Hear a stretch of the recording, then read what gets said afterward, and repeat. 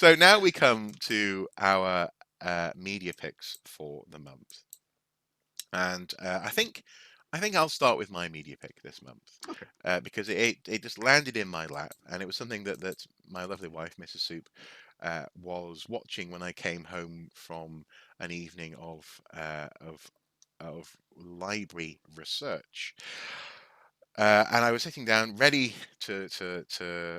We're both looking forward to playing a detective game set in the Cthulhu mythos world called The Sinking City. It's very exciting. I was looking forward to playing that. But she was saying, "Can we just finish watching this?" And has it gone over your head? Whoosh, Yeah. whoosh. Um, it's Look, my knowledge of computer games stops at Assassin's Creed and FIFA 20, which we're looking forward to getting. okay, okay. Sorry. Well, it's fine. It's fine. Yeah, it's a good thing that you haven't yet discovered the mind-altering madness of Cthulhu. But anyway, moving on from that, she was watching this and she wanted just to finish watching it, and I loved it. It was a program called Cake Bakers and Troublemakers. It was on Monday at 8 o'clock till 9 o'clock on BBC Two. It's still available on BBC iPlayer for the next 27 days, and it's an hour-long documentary marking the WI, or the Women's Institute's centenary, where the historian Lucy Worsley goes beyond the stereotypes of jam and Jerusalem to reveal a surprisingly radical side of this great British institution.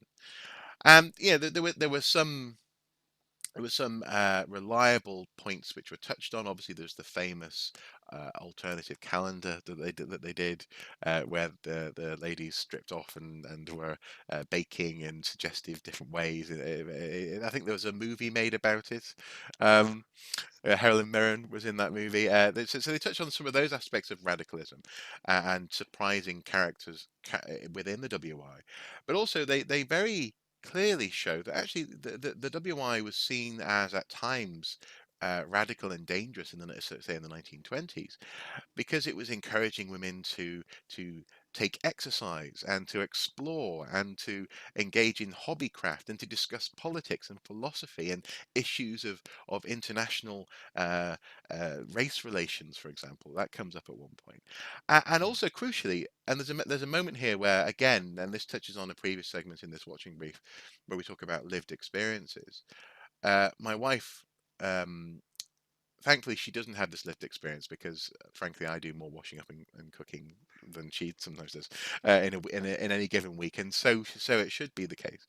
But she absolutely could relate to, certainly within her family, the fact that women described the experience of going to a WI retreat. There's a very famous the headquarters down in Oxfordshire, um, as being delightful, not least because they didn't have to cook for themselves. The fact that these women were able to sit, talk, share ideas, learn new things, and at the end of the day, the one woman described the delight of lifting up the cover on the tray and not knowing what she was about to eat because, crucially, she hadn't cooked it herself.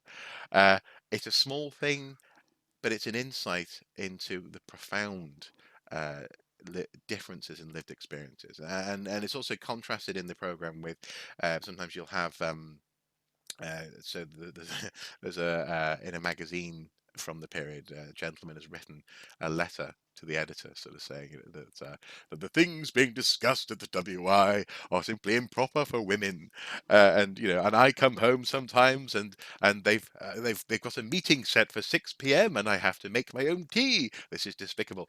So it's deliberately contrasted with that, and it also as well, Lucy quite wisely and rightly puts it in the context of comparing and contrasting with the 60s movement of, for example, there was the was it the women's liberation movement? There's a particular name for it, but they had their initial meeting in the Oxford Union, where they Mm. started pushing as a different organisation for things like reproductive rights, workers' rights, pay rights, this kind of thing, which slightly sidelined the WI, and slightly because of a generational difference. Younger women felt that Yeah. the WI was for their grandmothers. But I loved this little insight, this little gem of an hour of television that wasn't on BBC4 talking about a world war. It wasn't talking about a historical figure. It wasn't praising Churchill or whatever. What it was doing was letting, frankly, us both, my wife and I, into the realities of an organisation that I think has sometimes suffered from a bit of characterisation or caricaturisation as being something where people simply make scones and sing hymns at the beginning of their meetings. Yeah, I mean, I have to say, I think Lucy Worsley is. I mean, she started off appearing in documentaries about the Tudors Mm, because she's a curator at historic royal palaces and hmm Hampton Court. That's her particular area of expertise. hmm But I think the more telly she's done, and the people who put her into these kind of documentaries, she did another one with looking at the suffragettes. hmm hmm And I think they've uncovered her inner sort of anarchist, Yeah. because there's always a sort of she did another series called History's Greatest Fibs, Mm, mm, looking at basically the origins of fake history in yeah. terms of national mythologies. Yeah. And so, in a very oh so subtle, very sort of jolly hockey stick sort of way, because that's how she's presented, Mm, she comes across with some quite tough arguments and some really quite interesting thoughts and mm, comments yeah. in shows like this. Yeah. So yeah, I think it's great. And Well, and I think in that sense, I suppose I would say you've you've reminded me that I reflected with Mrs. Soup on how she delivers things with the sweetness and the sugar of Enid Blyton. There's this sort of wholesomeness about how she talks, but there's also this undercurrent of uh, well, essentially everything you know is wrong about history, yeah, this kind of thing. And it's the kind of thing that in another setting would be Ancient Aliens, or it would yeah, be portrayed in that kind of um, uh, format. But here it's presented delightfully, but also uh, in a way that's again, at no point do you feel patronized, or do you feel as though she is patronizing the history? She's uncovering radical ideas, and yeah, ideas that challenge, crucially, how we view, especially, for example, women's past. So I remember there was a program where I don't know if the focus of the program was, I can't quite remember, on the life of Jane Austen, yeah. but she certainly visited the site of Austen's childhood home and Mm, talked to a local archaeologist about what had been uncovered there.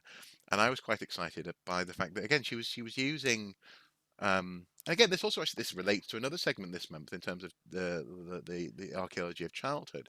But in this instance, she was using things like small ceramics and thimbles and things to talk about an aspect of life which is often overlooked. I guess again in these big, relatively high production value documentaries. So yeah, cake bakers and troublemakers, definitely worth a watch. I absolutely curl up on the sofa in front of of the iPlayer with a nice cup of tea and a nice piece of cake. Oh, so And can I say I made Mrs. Soup a birthday cake this year that was slow gin birthday cake. So I ooh, recommend I'm it. So surprised you were. I'm surprised you were awake and vertical enough to do this recording this morning. no, well I we love slow yeah gin. Was y- it homemade slow gin? it was and crucially Yeah, we no, I've got I've got some slows at the moment, which I'm waiting to. I've just got to get the. In fact, I might do this weekend for uh-huh Christmas. cool but yeah so I recommend it. So if you've got some Yeah, slows, try and make something that's a bit it's got that Miss Marple yeah, naughtiness about it, and give it a watch. Mhm. yeah. No, absolutely. I can fully concur with that.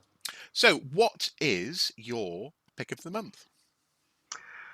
It's very traditional archaeology TV. Hmm For amazingly, we've gone with the high end, high concept drama docs and things like that recently, and things like Chernobyl and the rise of the Nazis.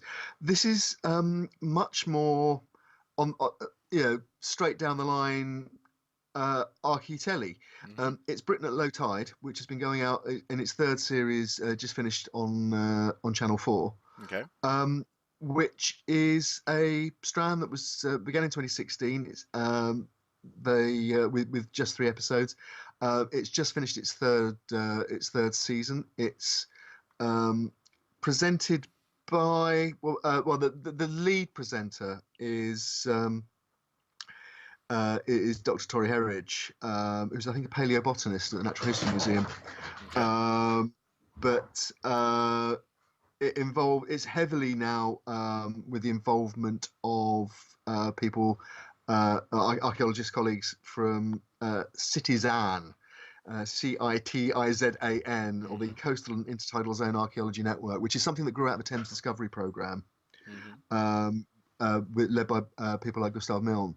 And it looks at archaeology in the intertidal zone around the British Isles, basically. Nice. And what the series has done is basically highlight stories that the work of Citizen and other archaeologists working on the coast highlight the work and it's storytelling. So it's not following a particular project. It's not Son of Time Team. No. Yeah. It's a bit like the BBC's magazine Dig for England format, except specifically about coastal archaeology. Okay. It's just that some of it's quite low key, but it's well presented. The stories are interesting. So, for example, in this season, we've just in fact the last episode that aired on last Saturday, we had they were visiting the Solway Firth on the border between Northumberland, sorry, not Northumberland, the other side, Cumbria and Scotland, and they were looking at principally at a early 20th century mining disaster because the coal mine concerned went out under the sea. Right. And also a large Victorian oval swimming pool that had been built off the coast to be where the water got changed twice a day by the incoming tide. Okay, that's pretty cool. Really cool. Which is a really cool story, nice counterbalance to the other one. Actually, the first episode of this the most recent season, I had to declare an interest. It was set at in Whitstable in Kent, and I was involved in some of the early walkovers of the site they were looking at, which is a late medieval shipwreck, with my colleague Mark Harrison, who runs a brilliant community project called Timescapes. Nice. There, and they found a huge amount of archaeology on the foreshore on the North Kent coast there, and I can't believe it.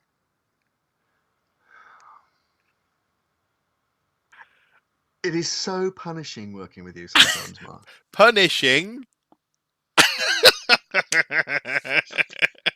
I think this is nature's way of telling us that this month's podcast is over, isn't it? I think yeah, we should, I'm pushing my luck and pushing us both to the very brink of sanity.